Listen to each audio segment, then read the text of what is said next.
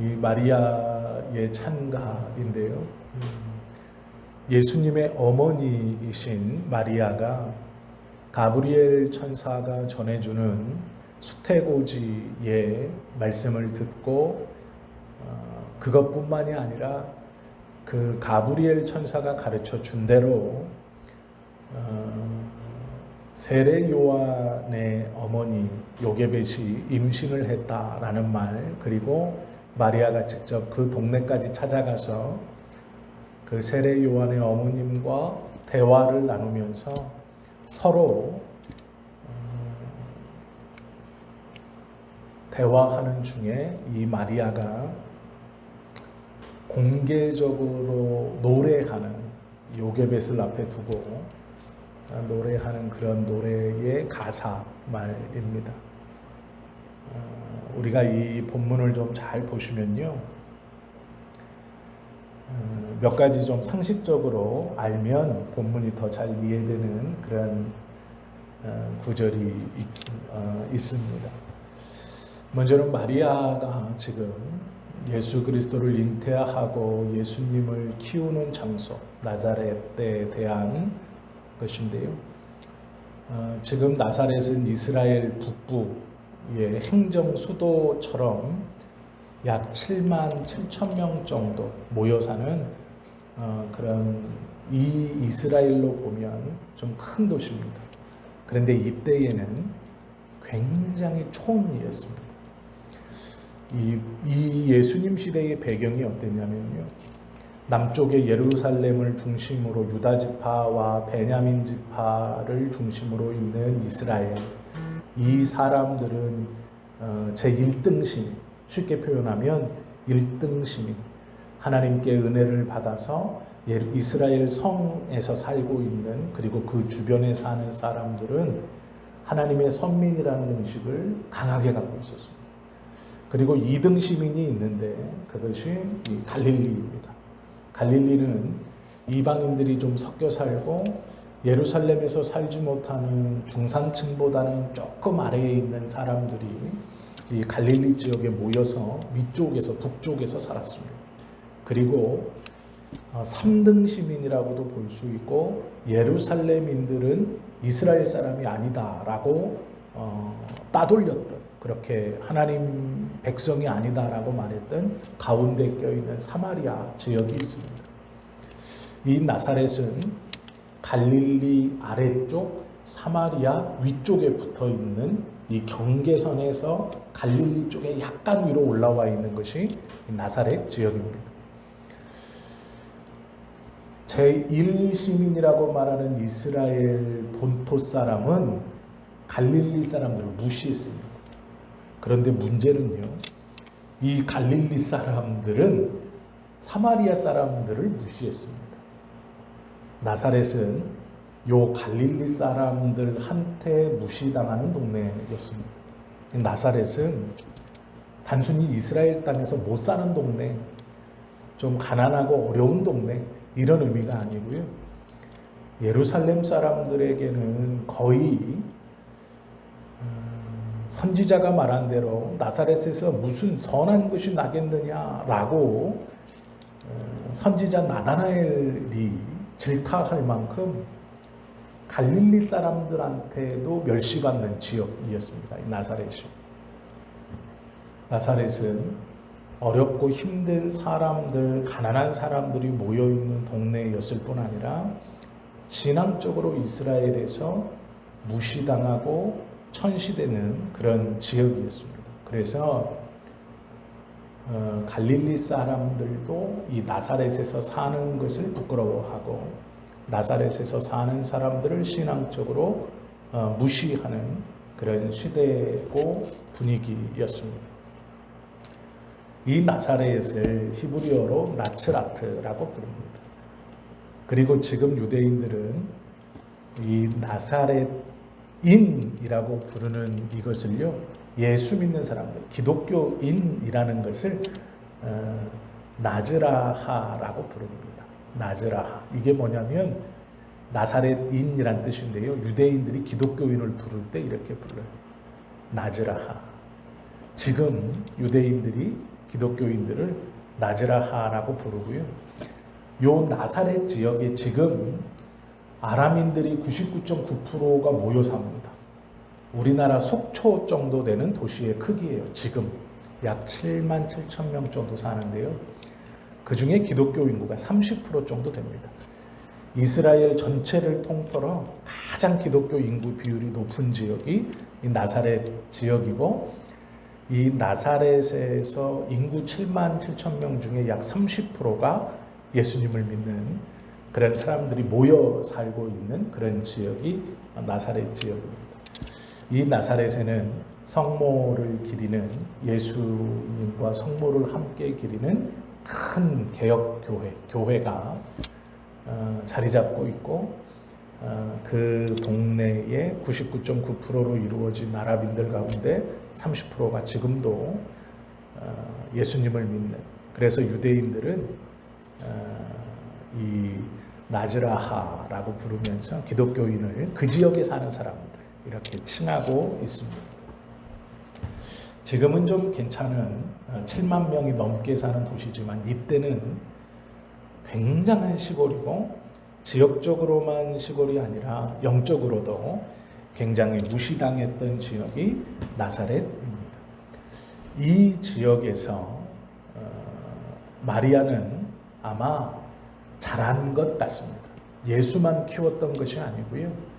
마리아가 이 지역에서 자랐던 것 같습니다.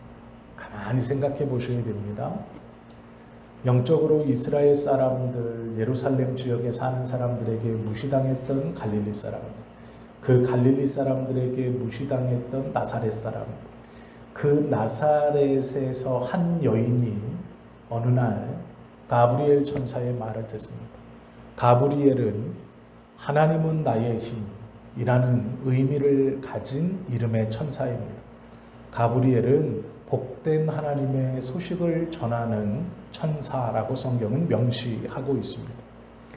이 가브리엘이 그 나사렛에 사는 처녀에게 나타나 내가 아들을 낳을 것이다 라고 말합니다. 마리아는 생각했을 겁니다. 이제 내가 곧 약혼자인 요셉과 결혼해서 아들을 낳겠구나. 그런데 문제는 아들을 낳는 시기가 약혼한 이유도 아니고 결혼한 이유도 아니고 약혼하기 전 아들을 낳는다라고 말하는 것이죠. 남자를 가까이 하지 않고 천사는 내가 아들을 낳을 것이다 라고 말합니다. 이 시대에 예루살렘 사람들에게 무시당했던 갈릴리 사람들이 사는 동네, 그 갈릴리 사는 사람들에게 무시당하는 사마리아 꼭대기쯤에 붙어있는 나사렛, 그곳에 한 여인이 남자를 알지 못하는데, 즉 결혼을 하지 않았는데 아이를 낳는다 라는 건 이 마리아에게 있어서 영광스럽거나 기쁘거나 행복한 일이 될 수 없습니다. 그 말은 악한 곳에 사는 여자의 행실이 어떻게 보여질까입니다. 만약에 이 여인이 나사렛에 살지 않고 다른 지역, 예루살렘 성 안이나 어떤 유력한 가문에서 살거나 제사장 가문이나 사두개인이나 이런 유력한 핏줄의 여성이었다면 어느 날 하나님의 천사가 저에게 나타나서 제가 아직 남자를 알지 못하는데 하나님이 나를 선택해서 구세주를 낳게 하실 거라고 말씀해 주셨습니다 라고 말한다면 좀 씨알이 먹혔을 수도 있습니다. 물론 안 먹히겠지만 먹혔을 수도 있습니다. 아버지가 막아주고 가문이 막아주고 어떻게 저떻게 해서 할 수도 있었을 겁니다. 그러나 이 당시 마리아의 상황 그리고 마리아의 형편을 보면 그냥 이건 돌맞아 죽어야 됩니다. 가브리엘 천사가 나타나서 했다는 말을 하나도 믿을 수 없어요. 믿을 만한 지역이 아니고 믿을 만한 여성이 아닙니다. 그렇기 때문에 이 말은 가브리엘 하나님의 좋은 소식을 전하는 하나님의 군사요 여호와는 나의 힘이라는 이름의 뜻을 가진 가브리엘이 마리아에게 나타나 전했지만 그건 마리아에게 어쩌면 죽으라는 말과도 같은 의미입니다. 좀 있으면 배가 불러볼 것입니다. 이 천사의 말이 사실이라면 약혼자는 있지만 정식으로 약혼하진 않았습니다. 그런데 배가 이미 불러온다는 것은 죽으라는 말입니다. 마리아가 멍청해서 그것을 모르지 않습니다. 그것을 다 알고 있죠. 그래서 처음 이 말을 들었을 때 마리아는 천사에게 반문합니다. 제가 남자를 알지 못하는데 어떻게 아이를 가질 수 있겠습니까? 이 말은요, 제 상황을 아시면서 그런 말을 하십니까? 라는 말이에요. 노골적으로 말하면 잘못하면 죽습니다. 살려주십시오. 라는 말입니다. 29절 보시면, 1장 29절 보시면, 처녀가 그 말을 듣고 놀라 이런 인사가 어찌함인가 생각하매 천사가 이르되 마리아여 무서워하지 말라. 내가 하나님께 은혜를 입었느니라. 성경은요, 이 마리아를 처녀라고 소개합니다. 여기서 말하는 젊은 여자라는 뜻이 아니고요, 남자를 알지 못하는 여자라는 걸 강조하는 겁니다. 동정녀라는 것을 강조하고 있는 것이죠. 그리고 나서 이렇게 말하죠. 보라, 이제 앞으로 될 겁니다. 앞으로 어떤 일이 일어날 것인데 무슨 일이 일어나느냐. 내가 잉태하여 아들을 낳으리니 그 이름을 예수라 하라. 그가 큰 자가 되고 지극히 높으신 이의 아들이라 일컬어질 것이요.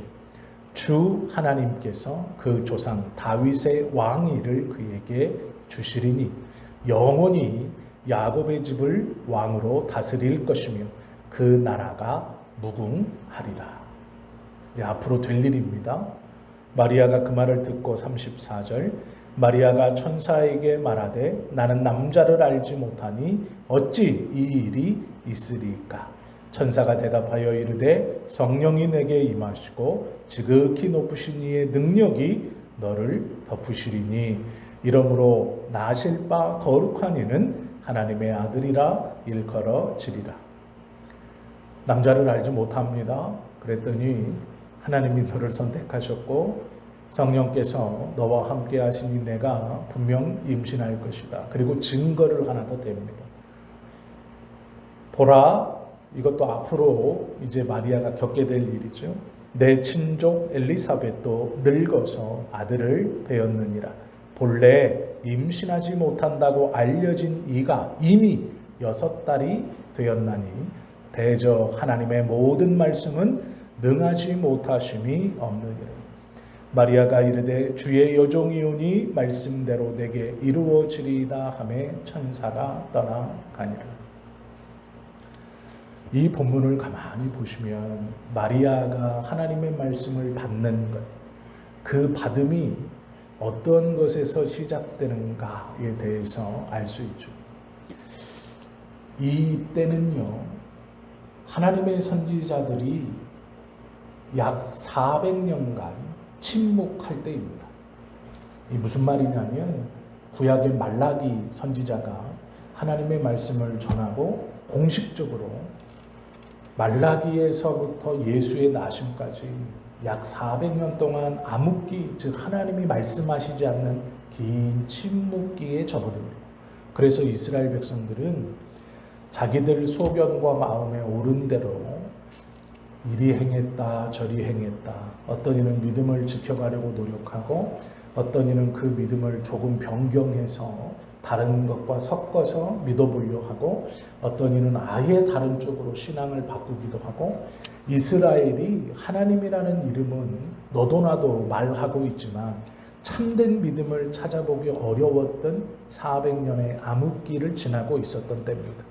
그 암흑기를 끝내는 말이 오늘 천사가 나타나서 마리아에게 한 이 말입니다. 수태고지라고 하는 것이죠. 하나님께서 말씀하지 않은 것 같은 400년, 그리고 그 400년의 침묵을 깨는 수태고지, 이 수태고지의 말씀을 받을 때 마리아의 반응이 어땠는가? 그것이 중요하죠. 하나님은요, 오늘도 우리들에게 말씀하십니다. 하나님의 말씀이 들리지 않습니다. 하나님이 계십니까? 하나님이 어떻게 우리에게 말씀하십니까? 라고 할 때 그 말씀의 방법은 개인마다 다를 것입니다. 그러나 분명한 것은 하나님은 지금도 말씀하고 있다라는 것이요. 그러면 그 말씀을 어떻게 받는가? 마리아는 받을 만한 형편과 처지에 있지 않았습니다. 동네도 좋지 않았고 가문도 좋지 않았고 혈통적으로도 이름 높은 집안의 여인도 아니었습니다. 아무것도 이 마리아를 막아주거나 이 마리아를 보호해줄 아무것도 없었습니다. 그런데 목숨을 내놓을 수도 있는 청천벽력과 같은 이야기. 처녀인데 임신할 것이다. 보통 사람이 들으면 도저히 믿지 못할 이야기가 들려지고 있습니다. 그것도 천사에게서. 그런데 그 말이 공식적이지 않은 비공식적인 이 말로 들려집니다. 만약 천사가 공중에 떠서 많은 사람들이 보는 가운데 나사렛에 사는 마리아라는 여자에게 수태고지 하나님의 아들이 날 것이다라고 했다면 얼마나 다행이겠습니까? 수많은 사람들이 공중에 떠 있는 가브리엘 천사를 보고 그 천사가 공식적으로 예수의 나심을 그렇게 예고해 줬다면 아무런 문제가 없죠. 내가 성결하다는 것도 만천하에 드러나는 일이고 내 뱃속에 있는 아이가 하나님의 아들이라는 것도 만천하에 드러나는 이야기입니다. 적어도 그 천사의 이야기를 자신이 사는 동네, 나사렛이라는 동네에서만 공개적으로 주셨어도 문제없습니다. 그런데 문제는 이건 단 둘이 있을 때 말씀하신다는 것이죠. 받아들일 상황도 아니고 여건도 아니고 조건도 갖추지 못했던 마리아에게 하나님이 말씀하십니다. 조용히. 이것을 받는다라는 것이죠. 상황적으로 보면 죽는 겁니다. 환경을 보면 죽을 수도 있습니다. 아니, 거의 죽는 겁니다. 나쁜 동네에 살더니 행실도 좋지 못하다. 그리고 거짓말까지 한다. 남자가 누구냐? 약혼자까지 있는 여자가 그 약혼자를 속이고 다른 남자와 정을 통해서 아이를 가졌구나. 아니요, 저는 처녀인데 하나님이 저에게 아이를 주셔서 누가 믿습니까? 이건 받아들일 수 없죠. 은밀한 중에 마리아에게 주신 하나님의 말씀은 마리아에게는요, 어쩌면 죽으라는 축복이 아니라 저주와도 같은 말이에요. 환경을 따져보면 그 말은 받을 수 없습니다. 감당할 수도 없고 받을 수도 없고 수긍도 안 됩니다. 그런데 마리아는 받아요. 뭐라고 받습니까? 마리아가 이르되 주의 여종이요. 종은 자기 의사가 없습니다. 오로지 주인의 의사만 있죠. 그 말을 듣고 마리아는 주님의 여종입니다. 말씀하신 대로 내게 이루어질 것입니다. 라고 말하죠. 이것이 놀라운 거예요. 마리아가 멍청한 게 아닙니다.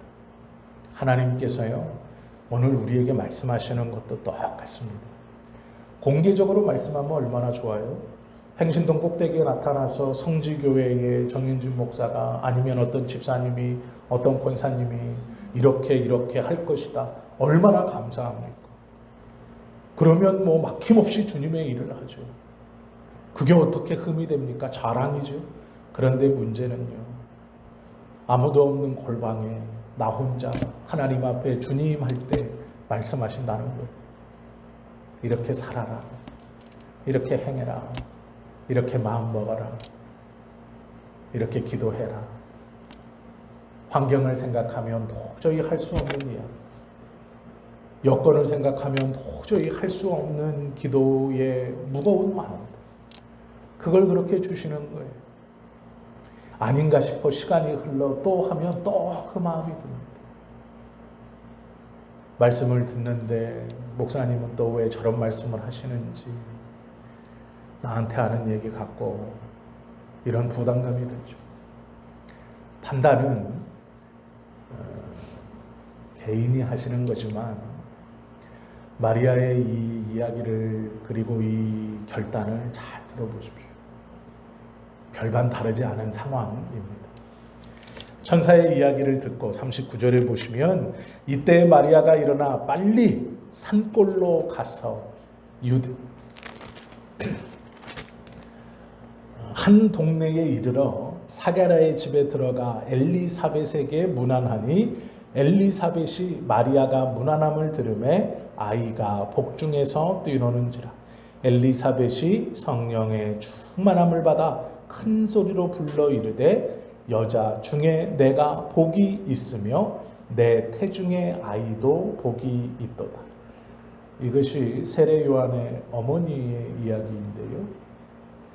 세례 요한의 어머니가 성령의 충만함으로 소리 지릅니다. 그럼 이건 성령께서 주시는 감동으로 하시는 것이죠. 이걸 들리게 말합니다. 큰 소리로 말해요. 왜냐하면 이때 어떤 일이 벌어졌느냐. 사가랴는 제사장 가문입니다. 그리고 엘리사벳은 사가랴의 부인인데 엘리사벳은 나이가 많았습니다. 그래서 아이를 가질 수 없는 몸이었어요. 그런데 이미 임신해서 6개월이 되었습니다. 안정기에 접어들었어요. 이게 무슨 말이냐면요.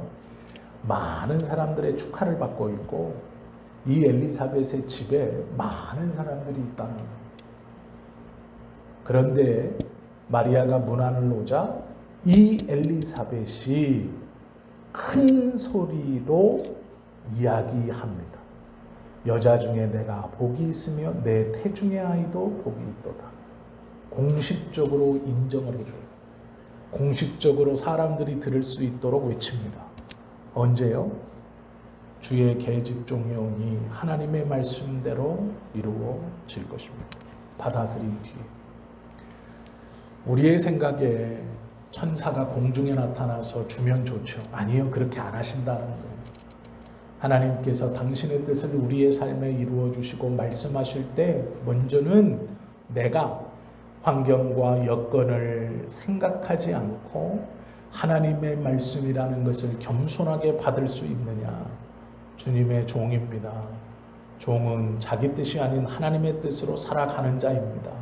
하나님 뜻이 내 삶에 이루어지고 하나님 말씀이 내 삶을 이끌어가기를 원합니다라고 받을 때 그 다음에 이제 공식적으로 큰 소리로 인정받게 하는 것이죠. 마리아는 그 얘기를 들었습니다. 배가 부르지도 않아요. 듣고 갔는데 이미 6달이 된 여자가 배가 어느 정도 불러와서 이야기를 해줍니다. 큰 소리로. 이 여자는요, 누가 봐더라도 하나님의 은혜로 아이를 임신한 여자예요. 누가 보더라도. 아버지가 성전에 들어갔다 나와서 말하지 못했죠. 아이를 가질 수 없었는데 아이를 가졌죠. 그 아이의 이름을 뭘로 지을 거냐라고 했더니 갑자기 조상들의 이름에도 없는 요한이라고 해라 라고 하면서 다 놀래게 하죠. 점점 배는 불러오죠. 사람들은 모입니다. 천사가 보내준, 하나님이 보내준 아이, 신기한 아이, 이 제사장 가문에서 태어날 놀라운 아이, 이 아이의 뱃속에 있는 모습을 보고 어머니를 보러 사람들이 모여요. 천사의 역사거든요. 그 관심을 받고 있는 여인이 소리치는 거예요. 저 여인도 아이를 가졌습니다. 마리아 보고. 저 여인의 복중에 있는 것은 하나님의 아들입니다. 복되고 복된 겁니다. 라고 소리를 줍니다. 이것은 마리아에게 큰 위로가 되었을 겁니다. 그리고 주변의 사람들이 마리아를 어떻게 보느냐, 시각의 변화, 또 충격을 완화시켜 주는 일이었을 것입니다. 보라, 내 문안하는 소리가 내 귀에 들릴 때에 아이가 내 복중에서 기쁨으로 뛰놀았도다. 주께서 하신 말씀이 반드시 이루어지리라고 믿은 그 여자에게 복이 있다라고 말해요. 마리아가 천사에게 대답한 것은요, 두려워서 말한 게 아니라고 말해요. 성경은 하나님의 말씀이 이루어질 것이라고 믿음을 갖고 받은 거예요. 그냥 받은 게 아니고요, 믿고 받았다고 말씀해요. 그 얘기를 듣고 마리아가 오늘 본문에 있는 노래를 공개적으로 하는 거예요. 그 엘리사벳의 배불러옴을 보려고 하나님께서 늙은 여자에게 새 생명을 주시고 그 제사장 아버지에게 말 못하는 역사를 보여주어서 이미 제사장 가문에게 소문이 나고 일족들에게 소문이 나 막 몰려들은 그들에게 마리아가 다 듣도록 노래하는 거예요. 내 영혼이 주를 찬양하며 내 마음이 하나님 내 구주를 기뻐하였으며 그의 여종의 비천함을 돌보셨습니다. 보라, 이제 후로는 만세의 날을 복이 있다 일컬으리로다. 능하신 이가 큰 일을 내게 행하였사오니 그 이름이 거룩하시며 긍휼하심이 두려워하는 자에게 대대로 이르는도다. 그의 팔로 힘을 보이사 마음의 생각이 교만한 자들을 흩으셨고 권세 있는 자를 그 위에 내리치셨으며 비천한 자를 높이셨고 줄이는 자를 좋게 여기는 것으로 배불리셨으며 부자는 빈손으로 보내셨도다. 그 종 이스라엘을 도우사 긍휼히 여기시고 기억하시되 우리 조상에게 말씀하신 것과 같이 아브라함과 그 자손에게 영원히 하시리로다 하니라. 공개적으로 노래해요. 그런데요, 공개적으로 하나님을 노래하는데 마리아가요, 여호와의 이름을 부르지 않습니다. 천사 가브리엘의 이름을 넣지 않아요. 이 찬가를 보시면 우리가 하나님을 찬양하는 줄은 알아요. 그런데 그 이름을 부르지 못해요. 정확히 말하면 부르지 못하는 거예요. 왜요? 마리아의 신분이나 마리아의 형편과 상황으로 여호와의 이름이나 하나님의 이름, 가브리엘 천사의 이름을 넣을 수 있는 상황이 아니라는 거예요. 누구를 찬양하는지는 분명해요. 하나님을 찬양하는 것인데 마리아는요, 그 하나님의 이름을 감히 직접 넣고 찬송하지 못해요. 그래서 누군지 알 수 있지만 그 이름을 직접 부르지 못한다라는 거예요. 여호와를 경외함이 어떠한 것인지 보여주고 있죠. 분명히 천사가 예언했고 뱃속에 있는 아이는 하나님의 아들이다라는 거예요. 그러면 그 구세주의 어머니예요. 그런데 그것으로 하나님의 이름을 함부로 부르지 않는다라는 은혜의 역사를 경험하고 하나님께서 특별한 은혜들로 그 기도의 응답과 또 하나님의 선택을 많은 이들에게 알게 하셨을 때 그것이 사역이 겉으로 드러나 부흥하고 그의 교회가 부흥하고 그의 사업이 일어나고 했을 때 우리는 너무 쉽게 하나님을 너무 쉽게 이야기하고 여호와를 너무 쉽게 부르고 그분을 어쩌면 내가 은혜를 받았다고 해서 나와 친한다라고 착각해요. 내가 더 큰 사랑을 받고 있다라고 착각해요. 그래서 함부로 하죠. 그러나 마리아는 그렇게 부르지 못합니다. 정확히 말하면 못하는 거예요. 왜요? 그에겐 여전히 하나님은 크신 하나님이고 두려운 하나님이에요. 내가 비록 은혜를 경험했고 그것이 이루어지며 만천하에 이제 공식적으로 드러났고 나의 임신이 잘못된 것이 아니고 이 뱃속에 있는 아이가 말씀처럼 하나님의 아들이라 일컬을 것이라고 지금 엘리사벳의 입술로 만인 앞에 공포되었습니다. 그렇다면 나에게 이러한 은혜를 주신 여호와 하나님을 찬송합니다라고 할 수 있죠. 안 한다는 거예요. 그래서 저는 이것이 더 귀하다고 생각해요. 은혜를 받았지만 여전히 하나님을 두려워합니다. 함부로 그 이름을 입에 오르내리지 않아요. 이 기도의 순서를, 이 믿음의 순서를 가만히 보세요. 하나님 말씀하시고 겸손히 그 말씀을 받고 믿음으로 그것을 붙들었을 때 하나님께서는 그것을 공식적으로 인정받을 수 있도록 해줍니다. 그러나 그때에도 교만하지 않고 함부로 하나님의 이름을 부르지 않아요. 노래하고 찬송하지만 그분이 하셨습니다. 이건 하나님의 은혜입니다. 물론 맞죠.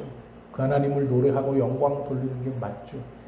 그러나 어쩌면 자신의 인간적 허물, 목사로 얘기하면 교회가 부흥했다가 어떤 일로 교회가 다시 쪼그라들거나 목사의 개인적 허물로 무엇인가가 있을 때 자기가 잘 될 때 노래하고 그렇게 말했던 하나님의 이름이 혹여 없쉬임을 여기지 않을까 조심하고 긴장함을 잃지 않는, 주님이 은혜로 일으켜 주신 사업을 통해 혹여 하나님의 이름을 없쉬임 여기지 않을까, 내 실수로 잘못되었을 때, 내 실수로 미끄러지고 있을 때